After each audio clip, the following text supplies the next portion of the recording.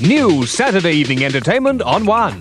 So what is the Noel Edmonds Saturday Roadshow all about? Well, I'll tell you. It's on Saturdays and it's a roadshow with me, Noel Edmonds. And that just about covers it. Bob's Full House wouldn't be full if you're not there. Now listen very carefully. I shall say this only once. But my belt is bursting at its last notch. I'm the Royal Mountain and I must watch my hero. You heard of a bullet that has your name on it? This isn't a runaway. This is murder. We're never gonna make it through this one. The new season of entertainment starts this Saturday on BBC One.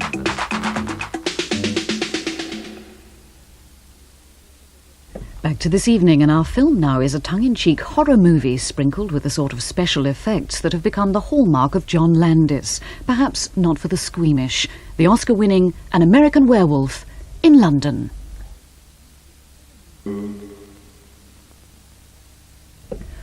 Well, Friday night's film is marginally easier on the blood pressure. It's The Heist, starring Warren Beatty and Goldie Hawn. The story of a security expert who plots the perfect robbery, which somehow manages to go perfectly wrong. That's at 11:25, Friday night, here on One. And now here's tomorrow night's lineup. Top of the Pops is at 7, and it'll be broadcast simultaneously in stereo tomorrow on Radio 1 to mark the opening of several new frequencies on the FM band. At 7:30, The Mother-in-Law's on the warpath for Pat in EastEnders. Body Matters at 8 concentrates on fat, where it comes from and why it's there. And at 8:30 it's off to Maplin's for another holiday beano, where we find Spike in a mope because he can't lay him out in the aisles anymore, in Hidey-High. After the news at 9, there's the last part of The Monocled Mutineer. And at 11, Elliot Ness tracks down the mob mastermind of a vicious narcotics racket in The Untouchables. And that's tomorrow evening on One. And now the weather. It'll become wet and windy tonight, with rain reaching southern Scotland. Severe gales are likely in the southwest. Quite a stormy day in prospect, with the wet and windy weather spreading across Scotland. By midday it will have turned brighter over England and Wales, but further heavy blustery showers are likely. Another cool and very windy day, with winds reaching gale force, especially in the southwest in the evening. And that's the weather.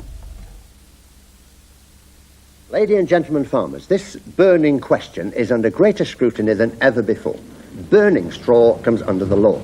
It's now breaking the law to let smoke drift across the road and interfere with road users.